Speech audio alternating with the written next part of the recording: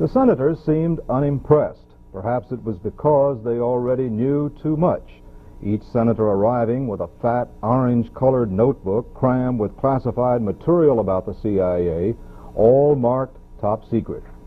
After 5 months of closed-door investigation, of talking in private with intelligence agents and officials, most of the senators now agree with Chairman Frank Church that the CIA has indeed been a rogue elephant out of control.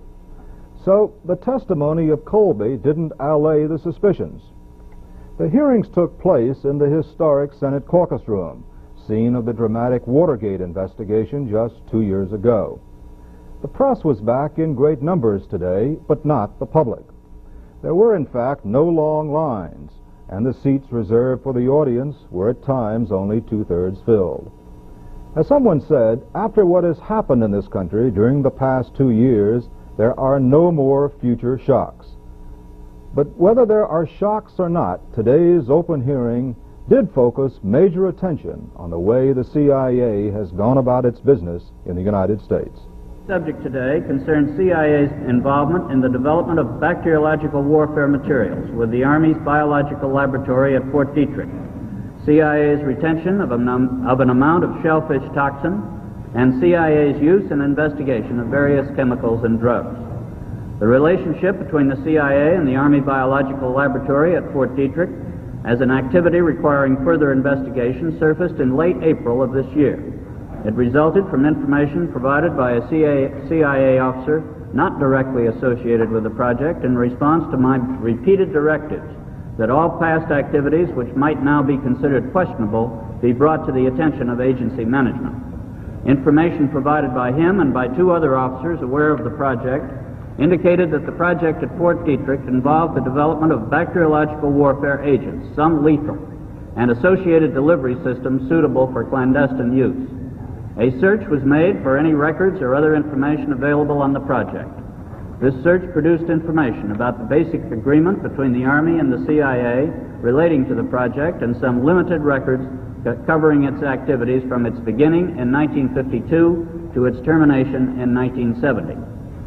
In the course of the investigation, CIA's laboratory storage facilities were searched, and about 11 grams, a little less than half an ounce, of shellfish toxin and 8 milligrams of cobra venom were discovered in a little-used, vaulted storeroom in an agency building. A major early requirement of the agency was to find a replacement for the standard cyanide L pill issued to agents in hazardous situations during World War II. This was the basis on which eventually we discovered the shellfish toxin. The only application of this toxin was in the U-2 flight over the USSR in May 1960, during which Gary Powers carried such a device concealed in a silver dollar. In the Powers case, the grooves of the drill were filled with shellfish toxin. He obviously did not use it and was not instructed to do so. It was offered to him to provide him with an option. The Powers flight was the only time we are aware that the toxin was provided for operational use, although the L pill was made available for earlier flights. The primary agency interest was in the development of dissemination devices to be used with standard chemicals off the shelf. Various dissemination devices, such as a fountain pen dart launcher and an engine head bolt designed to release when heated, appeared to be peculiarly suited for clandestine use. Available records do not indicate that all specific items were developed exclusively for the CIA, as work on similar devices was also done for the Army. At the time the toxin was found, the officer responsible for the project in 1970 stated that he had no recollection as to how it got there. On the 30th of June, discussions were held with a retired agency officer who had provided the initial lead. This man, who had been the GS-15 branch chief in 1970, stated that the toxin had in fact been moved from Fort Detrick and stored in the laboratory. This was done on the basis of his own decision after conversations with the responsible project officer. He further stated that he made this decision based on the fact that the cost and difficulty of isolating the shellfish toxin were so great that it simply made no sense to destroy it, particularly when there would be no future source of such toxin. The current branch chief believes this explanation is correct, but still does not recall the actual act of receiving the material from Fort Detrick. Both of these middle-grade officers agree that no one, including their immediate superior, was told of the retention of the shellfish toxin. If that amount of shellfish toxin were administered orally, which is one of the least efficient ways for administering it in terms of its lethality, that quantity was sufficient to kill at least 14,000 people. If it were administered with the sophisticated equipment that was found in the laboratory, that quantity would be sufficient to kill a great many more. Estimates vary upwards into the hundreds of thousands. Now, my first question is, why did the agency prepare a shellfish toxin for which there is no practical antidote, which attacks the nervous system and brings on death very quickly? Why did the agency prepare toxins of this character in quantities sufficient to kill many thousands of people? What was the need for that in the first place, long before the presidential order came down to destroy this material? I think the first part of the answer to that question, Mr. Chairman, is the fact that the L pill, which was developed during World War II, does take some time to work and is particularly agonizing to the subject who uses it. Some of the people who would be natural requesters of such a capability for their own protection and the protection of their fellow agents really would not want to face that kind of a fate. But if they could be given an instantaneous one, they would accept that. And that was the thought process behind developing the capability. Now, I cannot explain why that quantity was developed, except that this was a collaboration that we were engaged in with the United States Army, and we did develop this particular weapon, you might say, as a for possible use. When CIA retained the amount that it did, it obviously did it improperly. This quantity and the various devices for administering the toxin that were found in the laboratory certainly make it clear that purely defensive uses were not what the agency was limited to in any way. There were definite offensive uses. In fact, there were dart guns. You mentioned suicides. Well, I don't think a suicide is usually accomplished with a dart, particularly a gun that can place the dart in a human target in such a way that he doesn't even know that he's been hit. There's no question about it. It was also for offensive reasons. No question. Have you brought with you some of those devices which would have enabled the CIA to use this poison for? We have indeed. For killing people?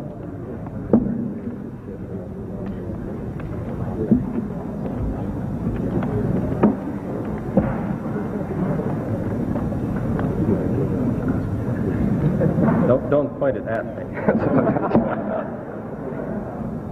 I wonder if Can you roll that over?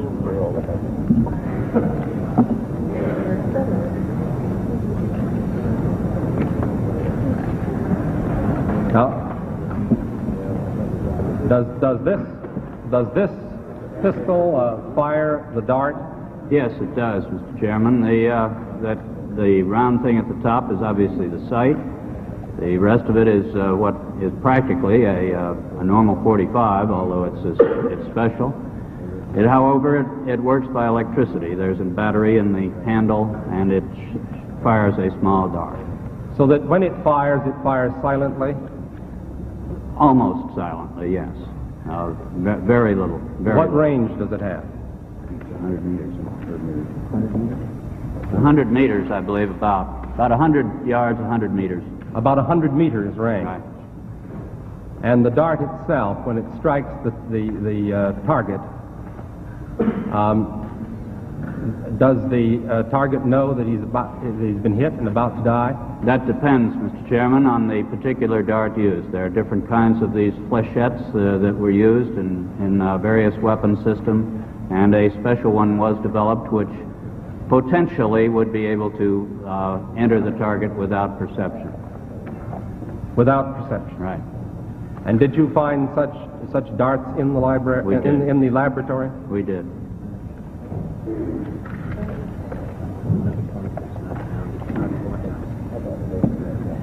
Yes. Isn't it true, too, that the effort not only involved designing a gun that could strike a human target without knowledge of the person who'd been struck, but also the toxin itself would not appear in the autopsy? Well, there was an attempt. Or the dart? Yes, so that there was no way of perceiving that the target was hit. As a murder instrument, that's about as efficient as you can get, isn't it? It is a weapon, a very serious weapon. This record seems to disclose an additional concession, namely the lack of accountability, so that we not only have a secret agency, but we have an agency about which there's some question as to its accountability to the authority of the President or to the authority of the National Security Council. The record seems to disclose that there is no presidential or Security Council order in the first place directing the CIA to establish this program at all. Secondly, there appears to be no report by the CIA to higher authority of the existence of these toxins or biological weapons. Thirdly, there seems to be no evidence that those in charge of the CIA inquired of subordinates as to the existence of toxins or biological weapons, or that following the presidential order decreeing the destruction of such toxins, that any formal order went forth within the CIA to require their destruction. Moreover, the record seems to support the notion that it was only by chance that the leadership of the CIA became aware some years later of even the existence of these lethal toxins, which were in violation of a direct presidential order. In short, the record's a mess, and we may never know just exactly what happened. No one has interviewed Gottlieb as to why he destroyed the material or what they contained, the records. No, we have not interviewed him as to the reason. You know what documents he destroyed? We're very unsure as to the total. We do not have an inventory of them. Do you think they might have said who it was authorized the formulation or the retention of this stuff? Do you have any reason to think it might or might not contain that information? In this case, I doubt that it would have very much, because this case indicates, from the evidence we have at hand. Does it say anything, have any reason to think that it might say how, if at all, this material was used in an aggressive way against someone to kill someone? Well, there may well be some of that. When was the documentation destroyed? In 1973. It didn't happen to be destroyed at the same time those tapes at the 1972. CIA. 1972. 1972. When in 1972? In November, I believe it was. In November of 72. Do you have any idea what volume of records were destroyed? I do not know. Do you know who authorized the destruction, if anyone? As I said, there was a memorandum of agreement between the director and Mr. Gottlieb at that time. And the director at that time was? Mr. Helms. Mr. Helms is here in this room, I believe, Mr. Chairman, and I take it we'll have an opportunity to hear from him Mr. today. Helms will be our witness tomorrow morning's hearings. I believe he's the lead-off witness. I won't prolong my opportunity to examine the witness much longer, Mr. Chairman. I understand we're going to try to operate under the 10-minute rule. May I ask you only this other question then in general, Mr. Colby? You've heard of the doctrine of plausible deniability. Yes, and I've rejected it now, Senator. I say that we cannot depend upon that anymore. The question I was going to put to you, is that a phrase of art in the intelligence community? Does it have a separate significance that you understand? It was a rationale used in earlier years. What does it mean? If the United States could deny something and not be clearly demonstrated as having said something falsely, then the United States could do so. In the case of assassinations, in the case of any other of domestic surveillance, in the case of the formulation of poisons, under that previous rationale, would the doctrine of plausible deniability have led the agency to destroy records, to conceal evidence, or to compartmentalize to the point where it would be a committee such as this later would have been unable to establish what really happened? I think the plausible denial concept was used in the sense of international diplomatic relationships. Are you saying by that it would not have applied to the formulation of toxic materials? I would not say that it didn't have anything to do with it at all, but I think that the basic rationale for the doctrine of plausible denial was so that our nation could deny something and not be tagged with it. Colby, can you be absolutely sure that there aren't other vaults containing poison somewhere in this town or in this country or in our possession in some part of the world? I can't be absolutely sure, no, Senator. We obviously are conducting such investigations and have issued such orders as are possible, but I cannot be absolutely sure that some officer somewhere has not sequestered something. Could you, as concisely as possible, state for the committee your understanding of the practice of compartmentalization? Well, the compartmentation practice is merely the strict application of the need-to-know principle. If an employee in the intelligence business needs to know something in order to do his job, then he has a right to the information. But if he does not need to know that particular information, he does not have a right to the information. And if the information is one which is required for large numbers of employees, well, then large numbers of employees will be allowed to know it. If the particular activity is a very sensitive matter and only a very few employees need to know it, then it will be known to only a very few employees. We make a particular effort to keep the identities of our sources and some of our more complicated technical systems restricted very sharply to the people who actually need to work on them, and many of the rest of the people in the agency know nothing about them. Does that need-to-know principle apply in cases of sensitivity to the Director of Central Intelligence? Certainly not. It does not, with one exception. I do not believe I need to know the name of an agent in some foreign country who's serving us at the risk of his life. I know he's there.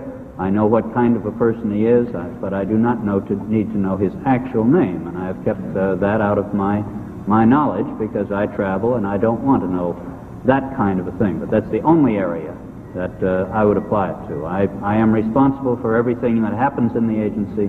I need to know everything that happens in the agency. We've spoken rather extensively here about apparent lack of clear lines of control and authority running downward and commensurate clear lines of responsibility and accountability running upward. To the best of your knowledge, has there been any pervasive non-compliance in the matter of orders from directors to the President or orders from the DCI on the part of subordinates? In other words, has this reached a greater proportion than might even have been revealed here as a result of our discovery of a very, I think, significant instance of insubordination? If indeed it has been pervasive, isn't there a need for much tighter controls at the top? Senator Tower, I believe that we are really, we have in CIA a very tight discipline. I'm not saying it's total, obviously. It did not work in this case. But I think with the people scattered around the world doing very sensitive work, doing highly compartmented work, there has been indeed a very high sense of discipline in the organization and a high sense of compliance to the regulations and the rules and the directives of the organization. And I think that the leadership of the organization has always felt very much subject to direct presidential control and responsive to it. So you would say actually that this incident is an exception to the rule, that ordinarily the discipline has been good, that the control has worked and the accountability has worked in the way that it should according to proper cardinals of good administration. In the business in which we are in, the intelligence and covert operations, I think there have been very few cases in which the agency has or its employees have done something that they should not have. And in many of the cases which we now question, we find that those activities were approved by the appropriate authorities at that time, that the sense of discipline within the organization seemed to be quite tight. Senator Goldwater. Thank you, Mr. Chairman. I only have one question, Mr. Colby, but I have a short statement I'd like to make to you. Criticism and analysis are important ingredients in making our democracy work. However, we are now approaching the point where both are being abused to the point of self-destruction. I submit we must get out of the morass of doubt and pessimism into which we have sunk. We must not let the quarrels of the past interfere with building for the future. A tidal wave of criticism has swept over the intelligence community of our country, much of which is mistaken or unwarranted. The damage is severe. If continued, its survival is uncertain. Before this committee have appeared men of the CIA, both on active duty and retired. All have been impressive because of their dedication and loyalty. Nothing we have heard detracts from the reputation of the CIA as a highly competent organization. The men and women of the CIA are doing a great job under very trying conditions. And I say to them, as our nation gets back on course, I believe there will be change for the better, and ask you to hold on until that happens. You are never more needed by this country than right now, and as one American, I'm proud of you. To those young people who may be looking for careers and who have a desire for public service, I can think of no better way to serve your nation than as an intelligence officer. Many skills are required to keep the CIA a useful and productive organization. Continuity is vital to America. Now, Mr. Colby. Senator Goldwater, if I may, on behalf of our employees, thank you for that statement. They are under a lot of pressure these days, and they will appreciate that. Well, the question I have to ask you, have other countries developed bacterial warfare ability? Oh, certainly, Senator. That is one aspect of bacteriological warfare that the President's directive in 1969 and 70 tells CIA to continue, and that is to follow the activities of other nations. That we will see the capabilities and activities of other nations in this field. And we have some officers who do follow these activities abroad, and they are quite general. There are some very dubious areas where we're just not sure of what the actual capabilities are in some respects. But we do follow it indeed, and there is extensive effort done by other nations in this line. But you are now prevented from... No, we can follow the foreign ones. There is no problem with that. But can you do anything to offset them? Well, I think the defense against those possible things is a matter for the Department of Defense, Senator. You feel you're safe in that field? Well, I think in collaboration with the Department of Defense and advising the Department of Defense of foreign developments in this area, we are giving them the basis for developing such defensive efforts as we need. Thank you. That's all I have, Mr. Chairman. Thank you, Senator Goldwater. Senator Morgan. Chairman, Mr. Colby, since this is the first public hearing of this committee, I think we should note that we feel, and I certainly feel, that the role played by the Central Intelligence Agency is a very vital one and a very important one. I think the fact that you quoted from President Kennedy, who said that quite often our failures are trumpeted and our successes go unheralded is appropriate here. This committee has been told by witnesses that had the Central Intelligence Agency existed prior to World War II, Pearl Harbor might never have happened, or if it had happened, the loss of and deaths and property might have been much less. So I want you to know that we do recognize the role of the Central Intelligence Agency. We recognize the fact that we in this country must be able to know in advance what our potential adversaries and potential enemies may be planning so that we can cope with them. So I do think that it is important. I believe, Mr. Colby, most of the questions have been asked, except that earlier the reference was made to the presidential order, and we alluded to what was, in fact, I think, the press release concerning the presidential order. But as I read the presidential order, I find that this statement, the United States bacteriological and biological programs will be confined to research and development for defensive purposes, immunization, safety measures, etc. This does not preclude research into those offensive aspects of bacteriological, biological agents necessary to determine what defensive measures are required.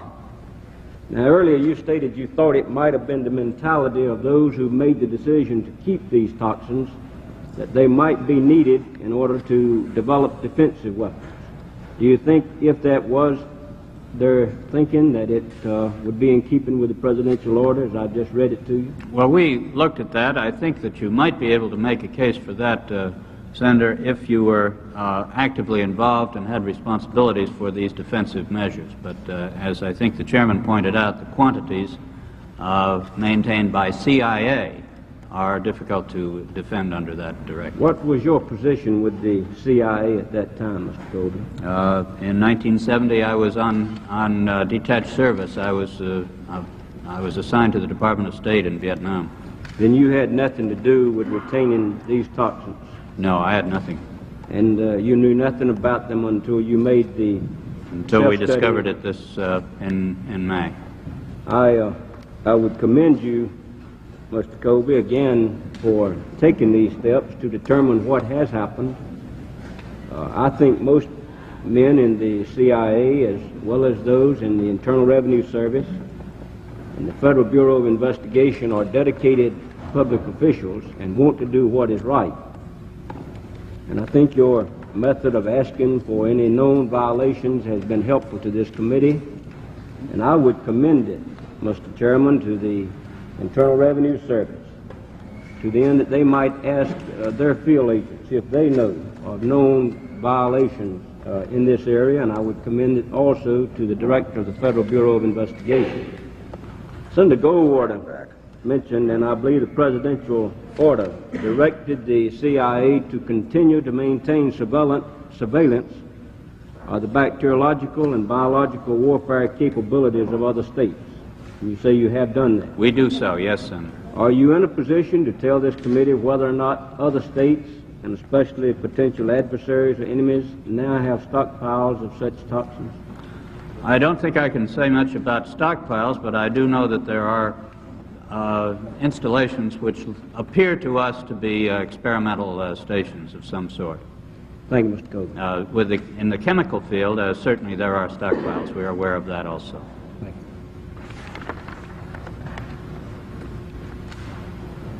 you. I have no further questions. Thank you, Senator. Senator Mathias. Thank you, Mr. Chairman. Mr. Colby, some of America's greatest victories and some of America's greatest defeats have represented failures of intelligence. Trenton and Antietam, Pearl Harbor, I think all illustrate the vital necessity of intelligence. A year ago, just almost exactly a year ago, when Senator Mansfield and I introduced the legislation which has resulted in this investigation, we had that very much in mind. We wanted to be sure that we had the best intelligence system which was available. But I think we also had in mind John Adams' warning that a frequent recurrence to the principles of the Constitution is absolutely necessary to preserve the advantages of liberty and to maintain a free government.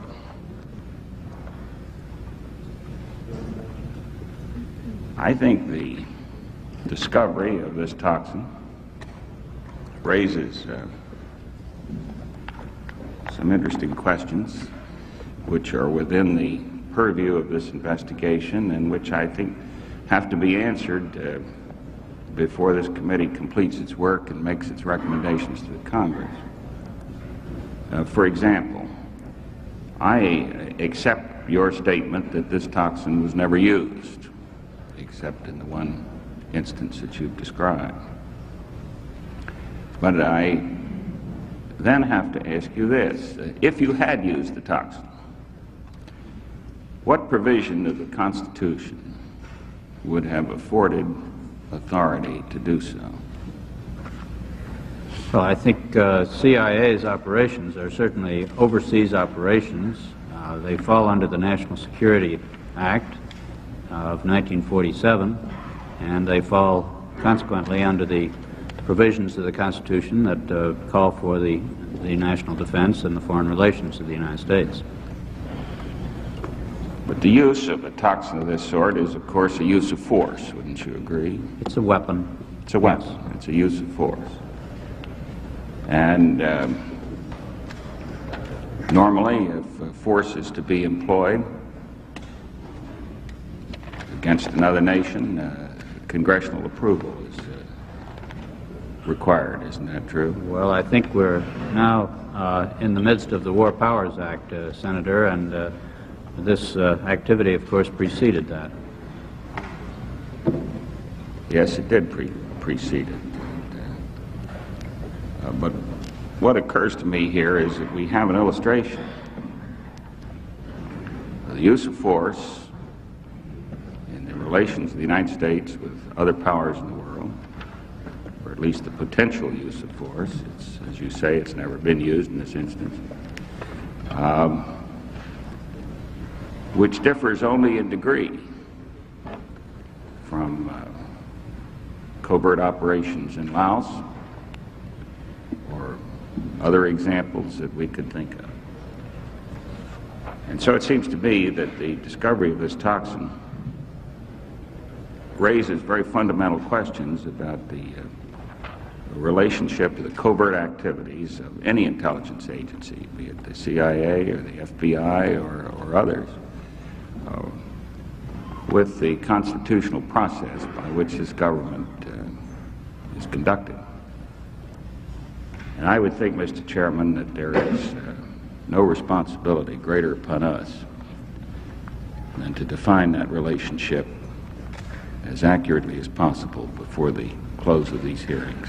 Thank you. It is, of course, contained within the amendment to the Foreign Assistant Act passed last December, which now requires that any activity of CIA other than intelligence gathering abroad shall be found to be important to the national security by the President and shall be reported to the appropriate committees, and that includes 6 committees of the Congress at this time. This is a statutory provision which we are in compliance with.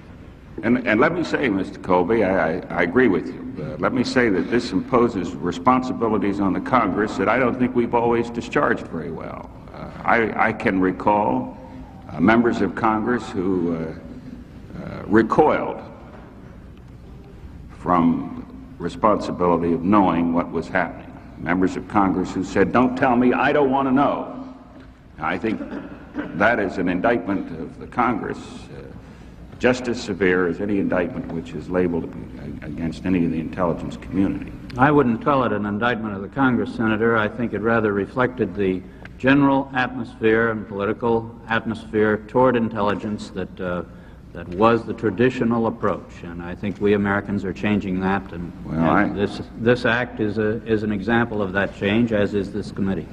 I think you're more generous than I'm inclined to be. I can't be that permissive. I don't think climate will excuse what is really a dereliction of duty, and if there had not been that dereliction of duty, perhaps we wouldn't be here today. I must say, Senator Mathias, that I agree fully that we have been victimized by excessive secrecy, not only with respect to the failure of the Congress in the past to exercise proper surveillance over intelligence activities, but also excessive secrecy has created this kind of mischief within the executive branch. Here we have a case where the very methods of secrecy concealed for 5 years an act of insubordination within the CIA that came to light only by the happenstance that Mr. Colby, the present director, asked the agency if they please wouldn't tell him what's been going on that's wrong. And as a result, somebody, knowing something about this, gave him a tip, as a result of which he then conducted an investigation that led to these disclosures. So I believe that the internal workings within the agency itself are a matter that we must look at very closely to be sure that this kind of thing doesn't happen again, if it can be prevented. Excessive secrecy may have victimized this agency as well as the Congress.